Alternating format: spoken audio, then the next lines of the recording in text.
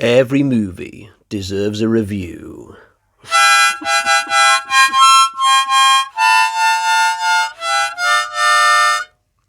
Even the Lawnmower Man, Part 2.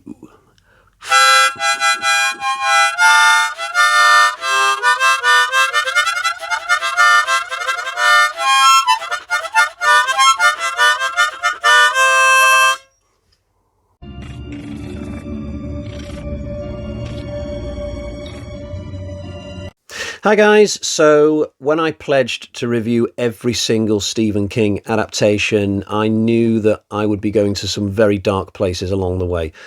And when I say dark, I don't mean like Pennywise's sewer. I'd quite happily go there. No, I mean more in terms of bad movie making. And let me tell you, these Lawnmower Man films have just been something else. I am so happy that today I'm going to be able to draw a line under this little sidestep into bad 1990s virtual reality. I'm so glad there's not like 6 or 7 of these. I didn't even know that there was a number 2 until about a week ago. I remember the first one coming out when I was a kid, but I've got no recollection of there being a number 2. And I was going to the cinema quite regularly in the middle of the 90s. You'd think that I would have remembered like a movie poster for Lawnmower Man 2 or seen it crop up on Barry Norman or something, but no, I've got nothing. It's as if a bunch of actors and a director just hopped in a time machine recently, went back to the 90s and made this film just to spite me because they knew that I was doing this review series. But this was certainly the end of the line for this as a franchise. I mean, when you look at the box office receipts, the first one made $150 million, no doubt helped by Pierce Brosnan. Second one made just $2 million. Just an incredible drop-off. This was directed by Farhad Mann. You might remember him from such films as His and Her Christmas and The Lost Treasures of the Grand Canyon. I have seen neither of those 2 films, and yet I suspect I would enjoy both of them more than The Lawnmower Man 2. And I say that knowing full well that His and Her Christmas is a comedy film. So the plot for this is basically a rehash of the first one. It turns out that Job didn't die in that big explosion at the end of the original. Somehow he lived through it, and they've managed to put him back together with reconstructive surgery that has not left a single scar on his body. He's now in the thrall of an evil businessman because the first film didn't have enough of those. And the 2 of them are a huge threat to the earth. The businessman is doing all this for profit. He's got no scruples at all. And Job is doing it because he sees himself as the future god of the planet. And it's up to a new character called Benjamin Trace to save the day. He is one of the scientists who helped design the original chip on which the virtual reality system in these films is based. So he's got a bit of insider knowledge. He just might be able to save the day here, not that we care.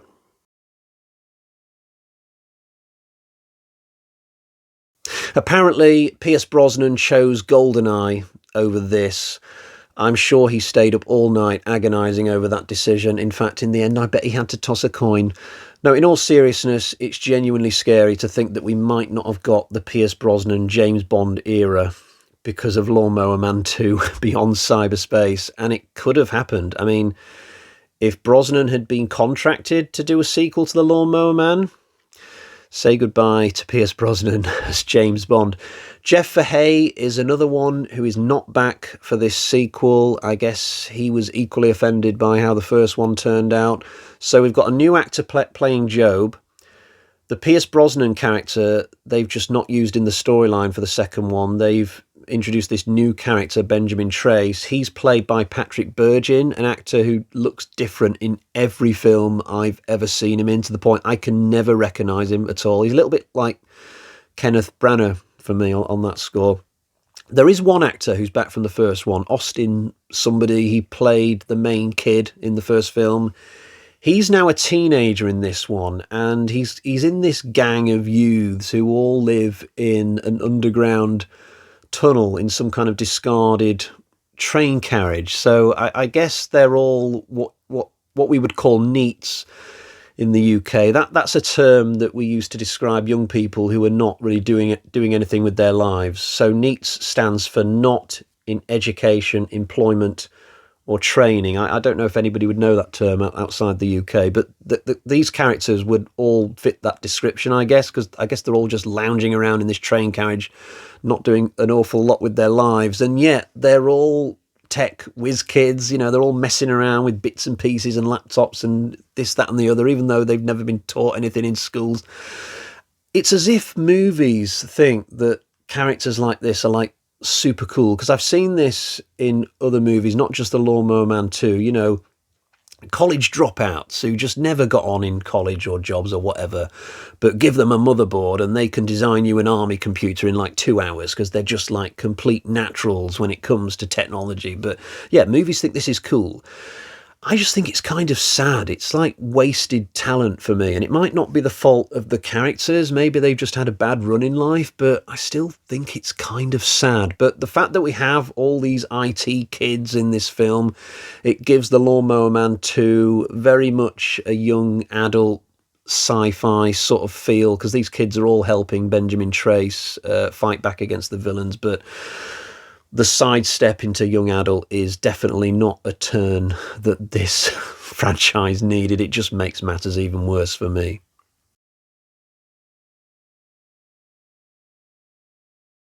At one point, Bergin and his WizKid brigade break into a really secure high-tech facility in order to get the chip back.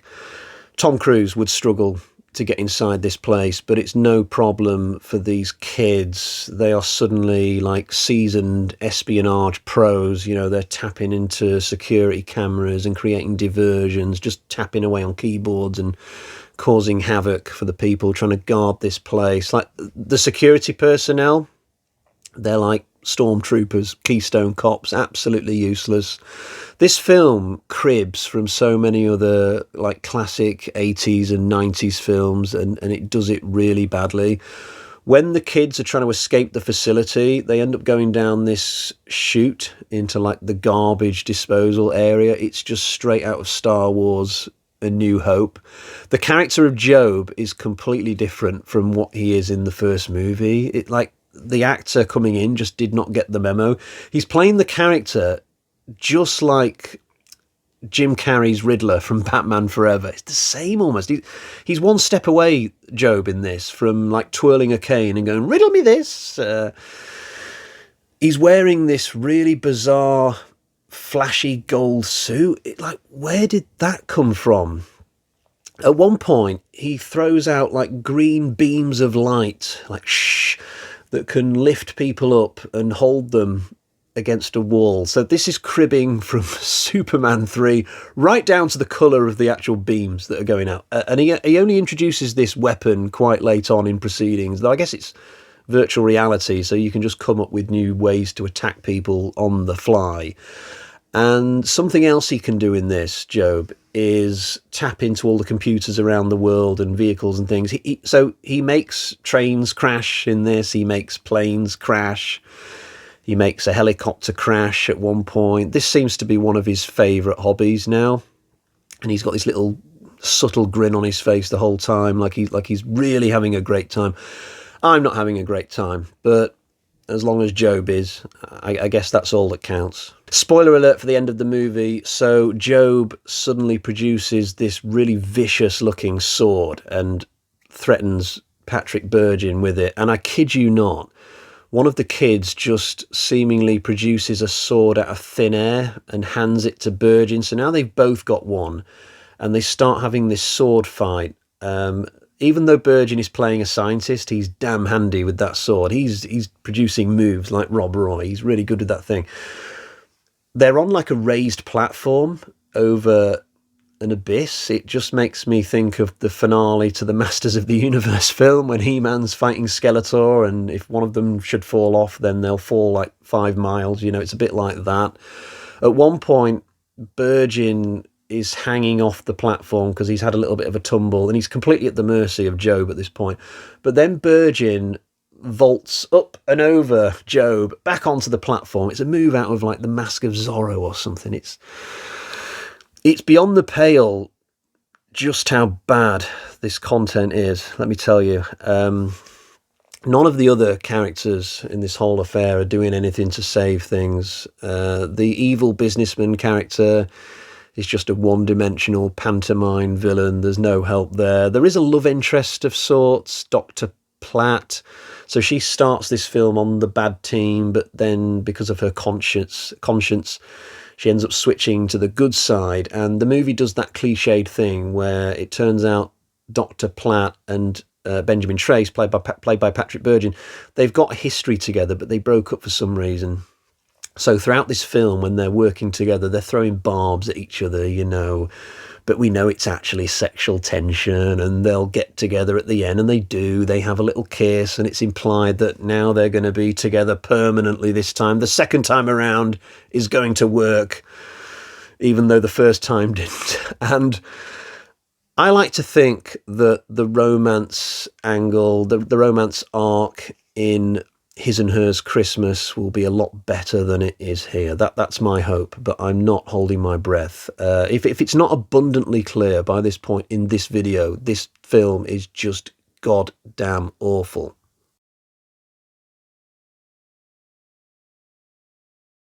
Right, I'm done. That's it. I've devoted 10 minutes or so to this movie. I'm ready to wrap up and end this thing.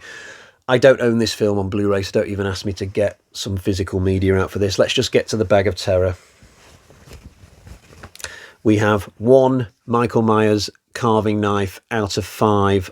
Ideally, I would have liked to have given it just half a knife, but I gave the first movie 1 full knife, and I wouldn't say the second one is worse than the first. I actually think the second one is a fraction more watchable, because the first one's trying to do this serious drama thing amongst all the VR stuff, and it's so boring. At least the second one, you can watch it in a so bad it's good way, but I certainly wouldn't want to watch it again. These are just 2 utterly terrible movies. I'm not surprised that Stephen King distanced himself from them. So we are moving on. Good. This is the end of this. Next for me and Stephen King, when I get around to it, will be Children of the Corn. That is next. I've seen the first Children of the Corn movie. It's pretty good from what I can remember. I've not seen any of the sequels, so that will be new. But I'm not worried. Nothing in the Children of the Corn franchise could possibly be as bad as what I've had to suffer with the Lawnmower Man. It is impossible. We cannot hit these same depths again. It simply cannot happen. So I'm going to wrap up there. Thank you for joining me.